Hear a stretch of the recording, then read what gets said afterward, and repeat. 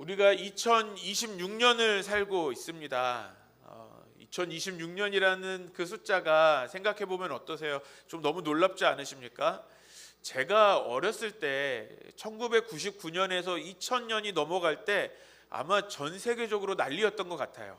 이제 2000년이 되면 이 컴퓨터가 2000으로 넘어가기 때문에 컴퓨터가 큰 이상이 생길 거다. 이걸 밀레니얼 버그라고 했었던 것 같은데요. 이 밀레니얼 버그가 생겨서 막 은행도 다 엉망이게 될 거고 모든 그 전산이 다 마비가 될 거다라고 했는데 감사하게도 별일 없이 지나서 지금까지 왔습니다. 그리고 한 2009년쯤인가요? 그때쯤 돼서는 어떤 사람들이 예언을 했던 것 같은데 이상한 예언을 하면서 2012년이면 이 전 세계가 멸망할 거라고 했던 그런 이야기도 있었던 것 같아요. 그래서 2009년에 그런 사람들의 가지고 있는 그 불안함을 영화로 만들었어요. 그 영화 제목도 2012입니다. 혹시 이 영화 보신 분 계신가요? 이 영화 채널에서 자주 하는 것 같은데 혹시 영화 채널을 돌리시다 보면 아마 이 영화의 몇 장면들을 보셨을 것 같아요. 이 영화는 2012년에 갑자기 전 세계에 물난리가 나는 거예요. 마치 우리가 계속 노아의 홍수를 가지고 말씀을 보고 있지 않습니까? 이 노아의 홍수가 현대판에 어떻게 벌어질까를 생각하면서 지진, 해일 여러 가지 일어나면서 이제 물이 덮이는, 정말 그 안에도 이 해일이 일어날 것을, 이 홍수를 예비하고 아주 큰 몇 개의 방주를 만들어서 아주 선택받은 사람만 들어가는 거예요. 그런데 여기에서 이 영화의 주인공은 자기 가족들 지키려고 들어갈 수 없는 사람들 다 이끌고 어떻게 우여곡절을 겪으면서 이 방주로 들어가면서 이 영화가 끝납니다. 그래서 이 영화가 끝날 때는 이 모든 홍수로 세계가 다 잠겼는데 그 몇 개의 방주만 딱 떠가지고 그 가판이 열리고 사람들이 비가 그친 그 하늘을 보면서 이제 우리 살았구나, 이제 해피엔딩이구나 라고 이야기하면서 영화가 끝이 납니다. 딱 영화는 거기에서 끝나요. 이제 재난이 끝났다. 이제 우리는 살아남았다. 그러므로 이제 우리는 잘 살 거다라는 메시지를 남겨주면서 그 영화가 끝나는 거죠. 그런데 여러분, 이런 큰 재난을 겪고 난 다음에 영화처럼 우리가 똑같은 마음을 갖게 될까요? 살아남았다. 이제 우리 앞으로 남은 시간들은 이제 해피엔딩, 아주 좋은 시간만 보내게 될 거다라는 것을 생각하게 되나요? 심리학자들은, 그리고 재난 전문가들은 전혀 다른 이야기를 합니다. 진짜 고통은 이 재난을 경험하고 난 다음에 시작된다라고 이야기하는 거죠. 이것을 심리학에서 외상 후 스트레스 장애, PTSD라고 이야기하는데요. 어떤 것이냐면 트라우마라는 것이 온다는 거예요. 끔찍한 재난을 겪고 나면 살았다 하는 기쁨은 아주 잠시뿐이고요. 이제 그 이후에 앞으로 어떻게 살아야 하는가에 대한 그 막막한 현실 앞에서 아주 무섭고 끔찍하게 아주 극도의 불안과 공포가 찾아온다라는 겁니다. 마치 이런 거죠. 하늘에 먹구름만 가득해도 마음이 불안한 거예요. 또 홍수가 나지 않을까? 또 바다가 넘치지 않을까? 또 지진이 나는 것 아닐까 하는 그 불안이 생기는 거죠. 그렇게 사람들은 그 극도의 불안과 공포 속에 그 두려움에 갇혀서 살아가게 된다라는 것이죠. 죽을 고비를 넘겼다고 해서 그 마음에 아주 평안이 찾아오는 것이 아니라 오히려 살아남은 뒤에 본격적인 두려움이 시작된다라는 거예요. 자, 그러면 오늘 본문의 노아를 다시 한번 생각해 봅시다. 노아는 어땠을까요? 성경에서는 노아가 노아의 홍수가 끝나고 나서 이제 방주가 멈추고 방주가 열리고 아주 행복하게 보이지만, 다시 한번 우리가 노아의 입장으로 한번 생각해 보자고요. 노아가 그 상황에서 평안하게 그 모습을 받아들일 수 있었을까요? 아마도 노아에게도 그런 작은 트라우마가 생기지 않았을까요? 하늘에서 빗방울이 한 방울만 떨어져도 하나님이 또 홍수를 내리시나? 하나님이 또 하늘의 문을 여시고 또 물을 쏟으시는 건가 하는 생각을 하지 않았을까요? 저 멀리서 먹구름만 몰려와도 노아의 가족들은 가슴이 철렁 내려앉는 거죠. 혹시 우리가 하나님 앞에 또 무엇인가 큰 잘못을 범한 것은 아닐까? 하나님 앞에 하나님이 또 우리를 심판하시는 것은 아닐까? 하고 두려워할지 모르겠습니다. 마치 저 죽어간 사람들처럼 우리도 하나님 앞에 무슨 잘못을 한 것은 아닐까? 혹시 하나님은 우리와 함께 하시지 않는 것일까? 또 앞으로 우리를 지켜주시는 것이 맞는가라고 두려워할 겁니다. 사람은 이렇게 위기를 넘기고 심판을 통과한 뒤에도 그 마음에 이런 질문이 떠나지 않는 것이죠. 우리는 여전히 이 불확실한 시대를 살아가면서 우리의 마음에도 이 노아와 같은 마음이 있을 때가 있죠.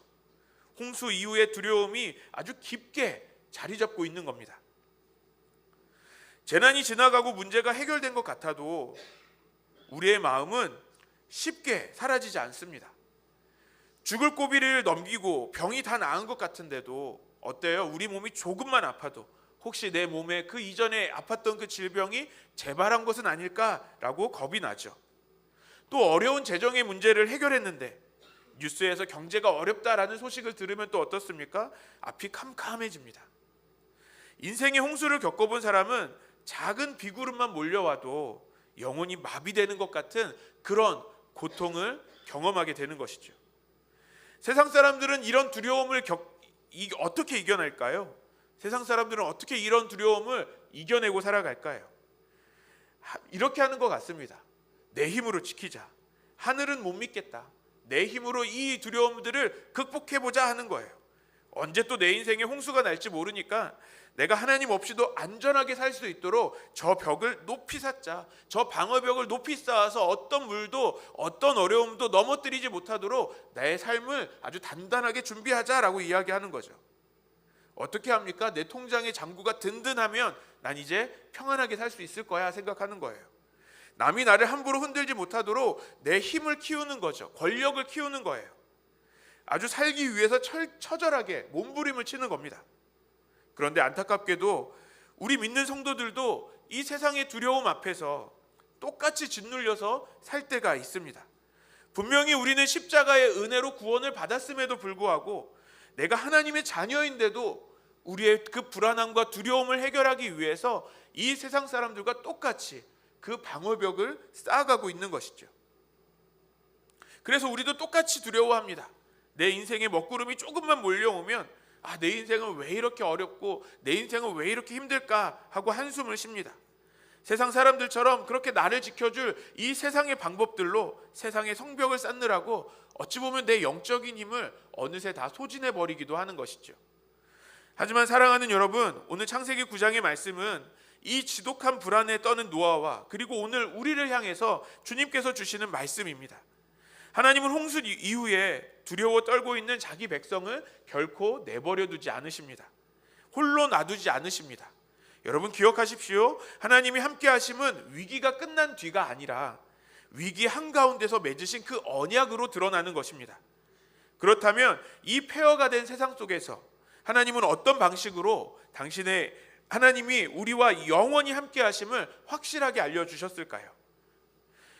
먼저는 하나님은 심판 이후에 그 무너진 자리에 하나님은 먼저 찾아오셔서 언약을 세우십니다.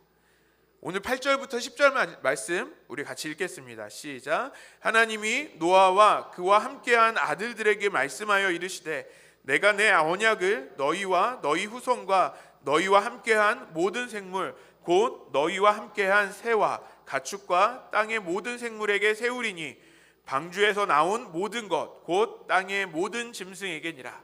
여러분 창세기 9장을 가만히 다시 읽어보면요, 여기서 아주 놀라운 사실을 하나 발견할 수 있습니다. 오늘 창세기 9장에서 노아는요 한마디도 하지 않는 거예요. 노아가 하나님께 어떻게 말했다라고 하는 기록이 없어요. 오직 하나님께서만 말씀하십니다. 노아가 하나님께 바짓가랑이를 붙잡고 그렇게 붙잡고 고백하는 것처럼 하나님 너무 무서워서 죽겠습니다. 하나님 우리를 지켜주시겠다는 약속을 조금이라도 보여주십시오라고 기도하지 않았습니다. 그렇게 매달리지 않았어요. 하나님께서 먼저 노아를 찾아오십니다. 그 불안해하고 있는 그의 침묵 속에 하나님께서 먼저 걸어 들어오셔서 친히 말씀을 주십니다. 언약을 맺어주셨다는 것입니다. 하나님의 약속은 위기의 순간에 잠깐 도와주고 떠나는 그런 일회용이 아니라는 거예요. 홍수는 끝났지만 하나님의 동행은 여전합니다. 끝나지 않았다는 것이죠. 하나님은 무너진 그 자리에서 먼저 찾아오셔서 오늘 우리에게도 말씀하십니다. 결코 변하지 않는 그 언약, 그 약속으로 오늘 우리를 붙잡고 계신 줄 믿습니다. 두 번째로 하나님의 함께 하심은 나 개인 하나에게서 끝나지 않습니다. 공동체와 모든 생명으로 넓어집니다. 오늘 10절 말씀 제가 읽겠습니다. 너희와 함께한 모든 생물 곧 너희와 함께한 새와 가축과 땅의 모든 생물에게 세우리니 방주에서 나온 모든 것 곧 땅의 모든 짐승에게니라. 하나님은 나 개인 한 사람에게만 집중하지 않으십니다.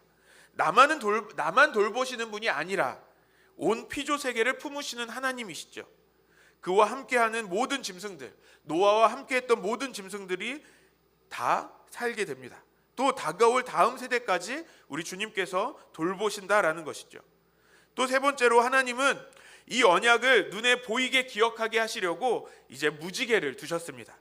13절 말씀 같이 읽겠습니다. 시작. 내가 내 무지개를 구름 속에 두었나니 이것이 나와 세상 사이의 언약의 증거니라. 오늘 하나님은 그 언약의 증표로 무지개를 세워주십니다.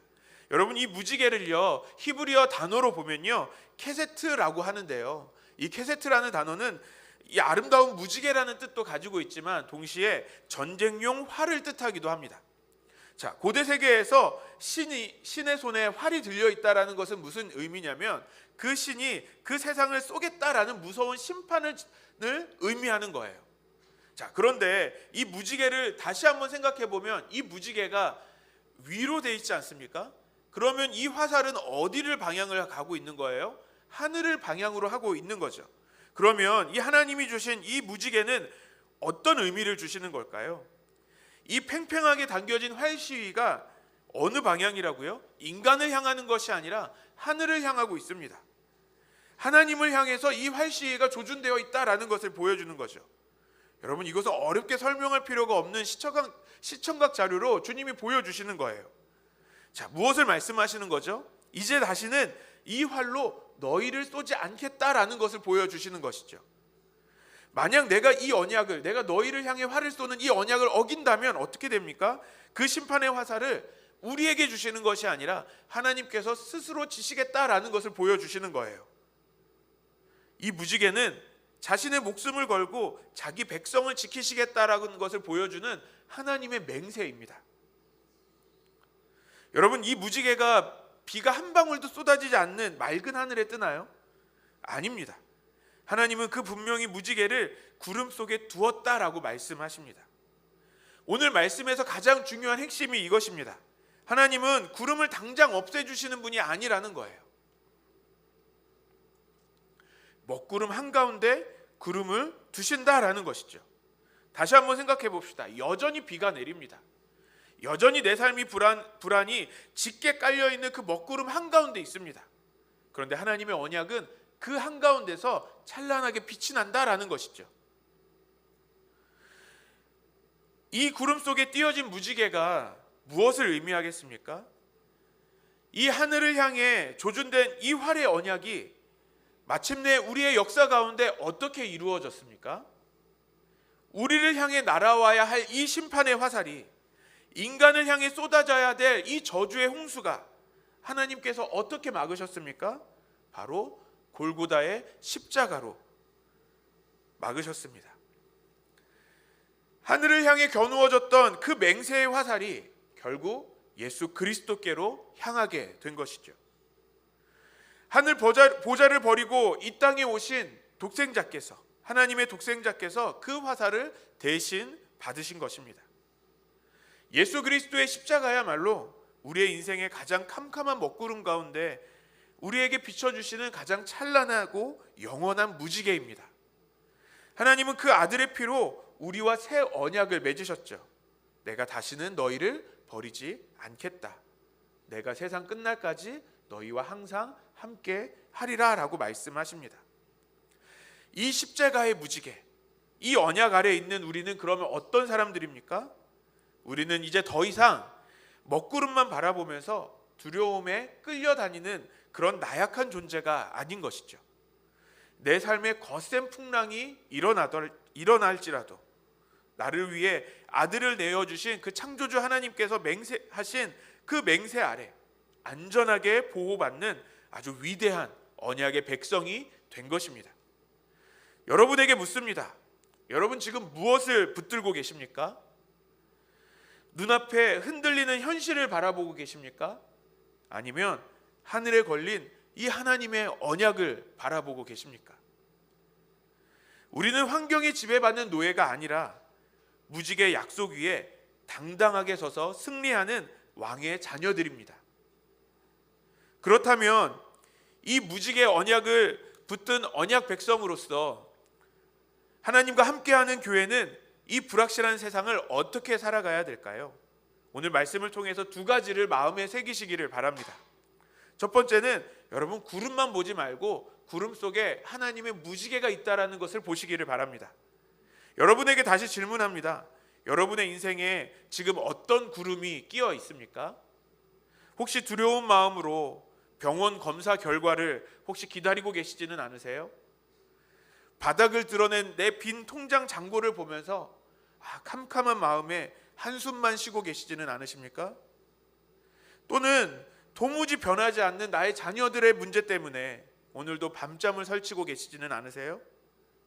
그 무거운 마음의 짐 앞에서 여러분은 지금 저 시커먼 구름을 보고 계십니까? 아니면 그 속에 숨겨진 찬란한 무지개, 우리 하나님께서 약속하신 그 약속을 보고 계십니까? 구름은요, 결국 비를 쏟아내면 어떻게 되죠? 그 비를 쏟고 나면 사라집니다. 그 먹구름은 사라지게 돼 있어요. 우리 교회는 비구름에 압도당한 세상 사람들과 똑같이 한숨 쉬는 공동체가 되어서는 안 됩니다. 고난의 먹구름 한가운데서도 여전히 나를 사랑하시고 나를 붙들고 계시는 그 십자가의 언약의 그 무지개를 바라보는 저와 여러분 되시기를 소망합니다. 비록 내 삶에 먹구름이 가득하지만 하나님은 나를 포기하시지 않으신다. 이 구름 너머에는 반드시 무지개가 있다라는 겁니다.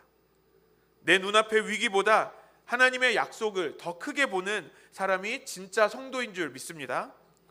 두 번째로 나 하나만 편하면 된다는 생각에서 벗어나시기를 바랍니다. 세상과 이웃을 함께 품는 무지개 같은 교회가 되어야 합니다. 하나님의 무지개 언약은 노아 한 사람만을 위한 것이 아니다라고 말씀드렸어요. 함께 방주에 탔던 온 생명과 공동체를 위한 것이었습니다. 우리는 신앙을 너무 나 개인적으로만 생각할 때가 있어요.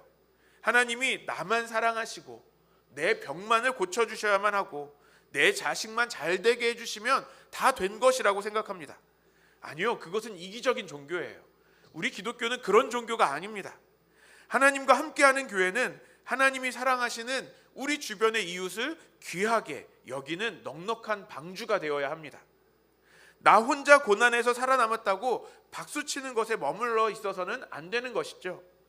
여전히 비바람 속에서 절망하고 있는 이웃들이 있다면 그 이웃에게 찾아가서 그 이웃을 우리가 머물고 있는 이 믿음의 방주로 초대해야 하는 것입니다. 또 불안에 떨고 있는 내 가족이 있습니까? 그렇다면 하나님이 우리를 버리지 않으신다라는 따뜻한 위로의 말을 건네줄 수 있어야 합니다. 구름에 갇혀서 절망하면서 혹시 주일 예배에 나오지 못하는 성도님들이 우리 주변에 있습니까? 그렇다면 먼저 연락하시기를 바라요. 그리고 위로하고 기도해 주는 거예요. 그것이 바로 그들의 캄캄한 하늘에 한 줄기 무지개가 될 줄 믿습니다.